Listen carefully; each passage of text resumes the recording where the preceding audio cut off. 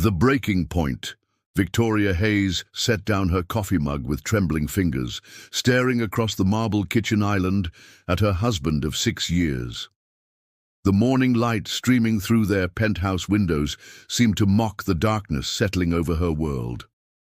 "I want children, Victoria, real children, not more excuses about timing or career pressures." Jonathan Sterling adjusted his platinum cufflinks, each movement calculated and cold. "I've been patient enough." "Patient?" Victoria's voice cracked. "We've been trying for 3 years, Jonathan. 3 years of treatments, specialists, hope and heartbreak. How is that not enough effort for you?" Jonathan's steel-grey eyes remained fixed on his reflection in the stainless steel refrigerator. "My father had 3 children by the time he was my age. The Sterling legacy requires—" "Legacy?" Victoria stood abruptly, her chair scraping against. "Imported Italian tile. Is that what I am to you, a vessel for your precious legacy? Don't be dramatic." He checked his Patek Philippe watch, a gesture Victoria had grown to despise. "I have the Henderson merger meeting in an hour. We'll discuss practical solutions when I return." Practical solutions. The words tasted bitter. Like what, exactly? Jonathan finally looked at her, his expression as cold as winter rain. "I've scheduled a consultation with Dr. Martinez this afternoon. If the issue is medical, we'll explore alternatives, surrogacy, donor options, whatever it takes." Victoria felt her world tilt. "The issue? You mean if the issue is me?" "I didn't say that. You didn't have to." She wrapped her arms around herself, suddenly cold in their climate-controlled paradise. 6 years, Jonathan. 6 years I've tried to be the perfect wife for the perfect tech mogul. I've attended every corporate dinner, smiled at every investor meeting, decorated this sterile showcase you call home. This isn't the time for— When is the time? Victoria's voice rose. "When you're not closing deals, when you're not networking, when you're not building your empire on the backs of everyone who loves you." Jonathan grabbed his briefcase, his jaw tight with irritation. "I built this life for us, Victoria. The penthouse, the success, the opportunities. Some gratitude wouldn't be misplaced." "You built this for yourself," she whispered. "I was just another acquisition." He paused at the door, his hand on the bronze handle. For a moment, Victoria thought she saw a flicker of the man she'd fallen in love with at that charity auction 7 years ago. The brilliant entrepreneur who'd swept her off her feet with grand gestures and passionate speeches about changing the world. "The appointment is at 3, he said instead. "Don't be late." The door closed with a soft click that might as well have been a gunshot. Victoria sank back into her chair, surrounded by the trappings of their supposedly perfect life. Wedding photos smiled mockingly from silver frames. Awards and accolades lined the walls, Jonathan's achievements displayed like trophies. Even her own architectural awards seemed diminished here, overwhelmed by his larger-than-life presence. Her phone buzzed against the marble countertop, a text from her sister Diane. "Coffee later? You sounded stressed yesterday." Victoria typed back with shaking fingers. "Everything's falling apart. Can you come over now?" The response came immediately. "On my way. That arrogant husband of yours finally show his true colors." Victoria stared at the message, realizing that somewhere in the past 6 years she'd stopped being Victoria Hayes, the award-winning architect who'd designed sustainable housing for low-income families. She'd become Mrs. Jonathan Sterling. Beautiful. Accessory to a tech dynasty. She walked to the floor-to-ceiling windows, gazing down at Seattle's bustling streets 40 floors below. Somewhere down there, people were living authentic lives, struggling and succeeding and failing and trying again. Real lives, not the gilded cage she'd built around herself. Her phone rang. Jonathan's assistant. "Mrs. Sterling?" Mr. Sterling asked. "Me to confirm your appointment with Dr. Martinez at 3 o'clock today." Victoria closed her eyes. Even this, the most personal, painful part of their marriage, had become another item on his assistant's calendar. "Cancel it," she heard herself say. "I'm sorry. Cancel the appointment. I won't be attending." "But Mr. Sterling specifically—" "Tell Mr. Sterling," Victoria said, her voice growing stronger with each word, "that he can handle his own solutions to his own problems." She hung up and deleted the contact. For the first time in months, Victoria smiled. The mysterious encounter. Victoria Ashford adjusted her borrowed silk gloves for the third time as the taxi pulled up to the Metropolitan Museum's grand entrance. The evening gala's golden light spilled across the stone steps, illuminating women in designer gowns and men in pristine tuxedos. She clutched her small beaded purse tighter, feeling utterly out of place despite the elegant emerald dress her roommate had insisted she wear. "You belong here tonight," Sophia had declared, while fastening Victoria's necklace earlier. "My family's been donors for decades. Use the connection. Meet people. Network. Your art deserves to be seen." Now, standing before the museum's towering columns, Victoria wondered if she'd made a mistake. Her modest studio apartment in Brooklyn felt worlds away from this glittering Manhattan soiree.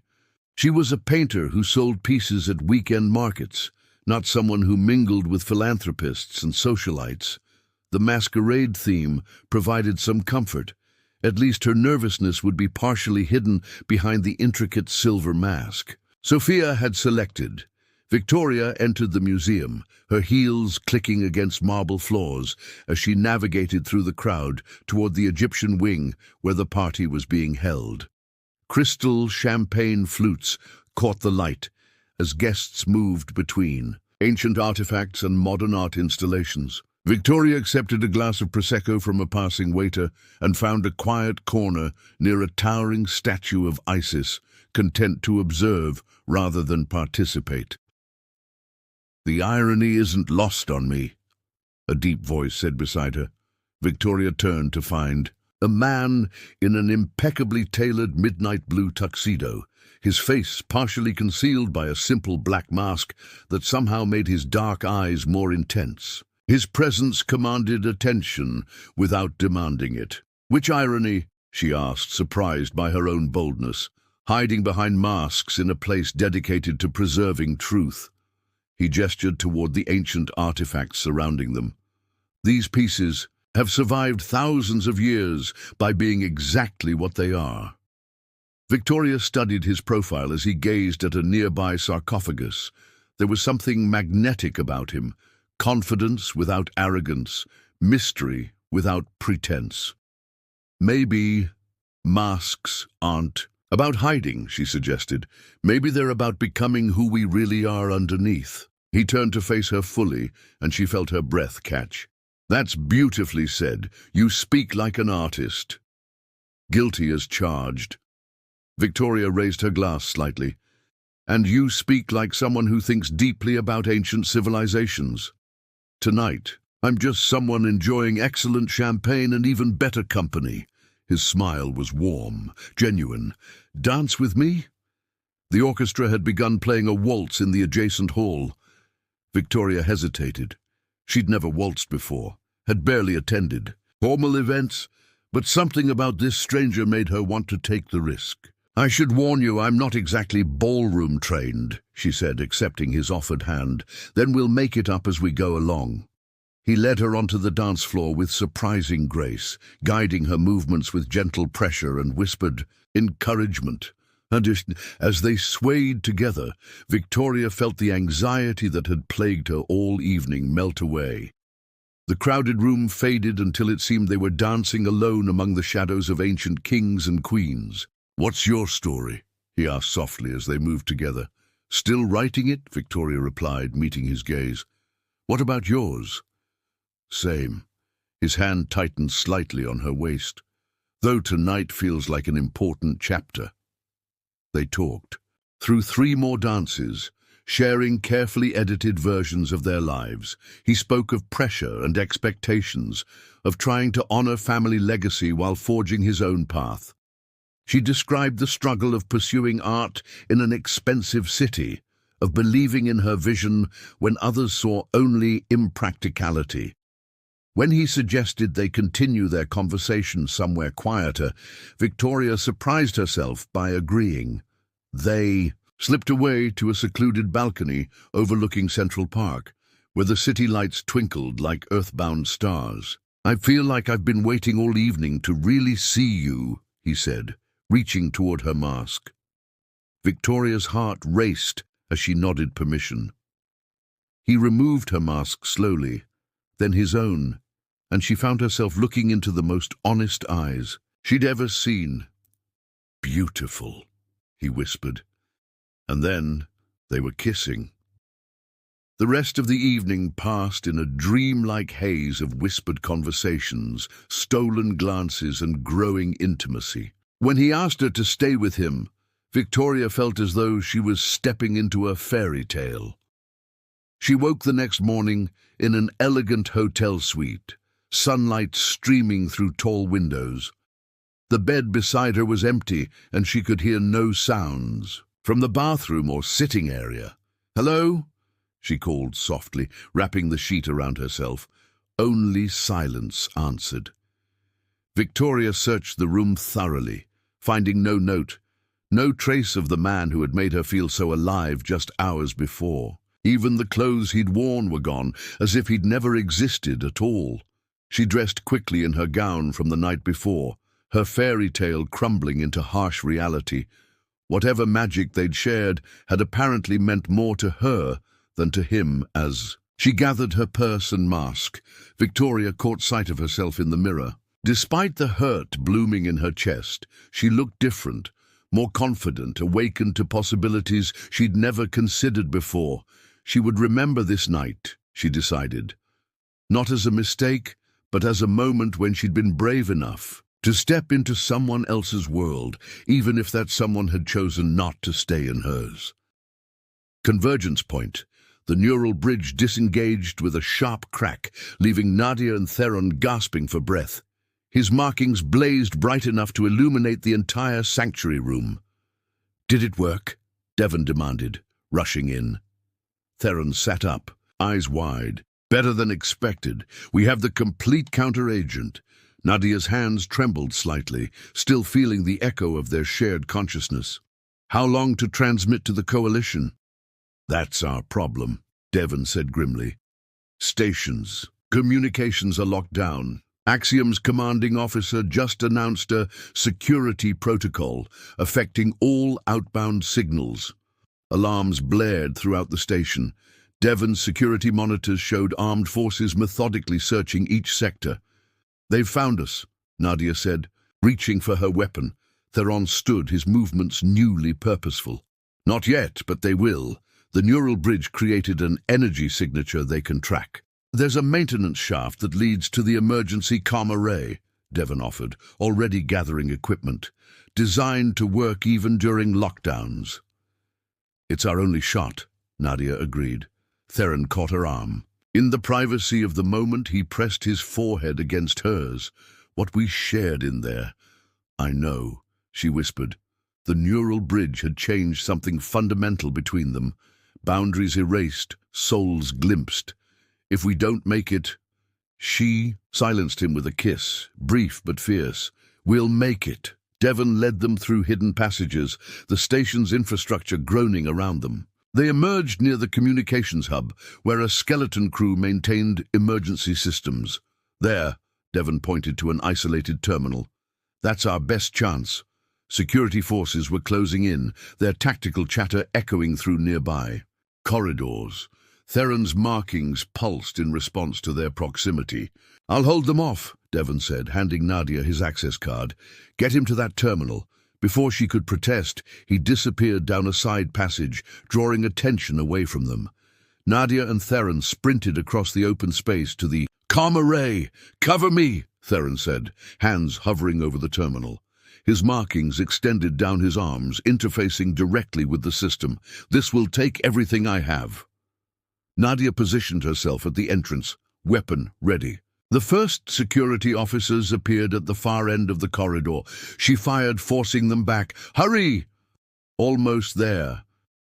Theron's voice strained as his consciousness merged with the station's systems.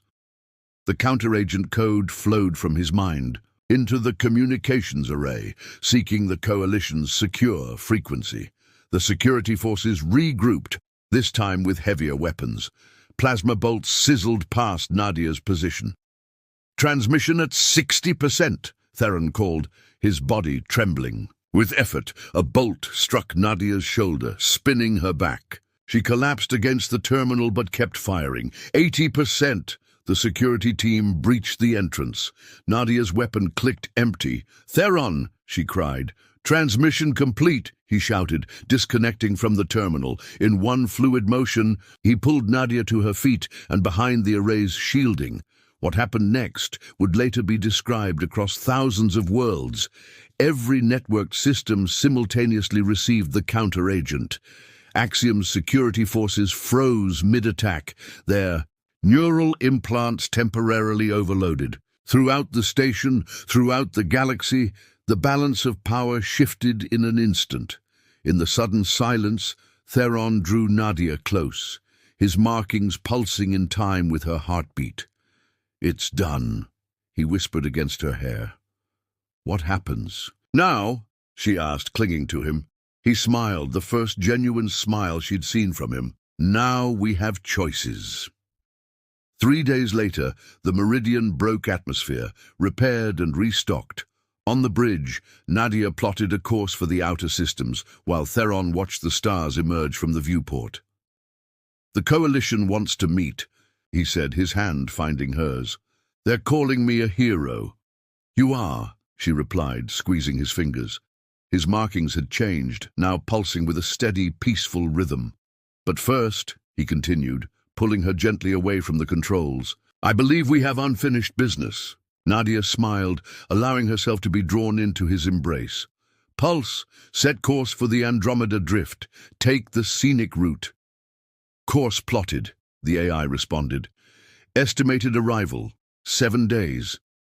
"Perfect," Theron murmured, his lips finding hers, as the ship accelerated into the deepening night. Just enough time to start over. Their silhouettes merged against the backdrop of stars, 2 lives converging into one shared journey, no longer running from the past, but racing toward a future. They would build together,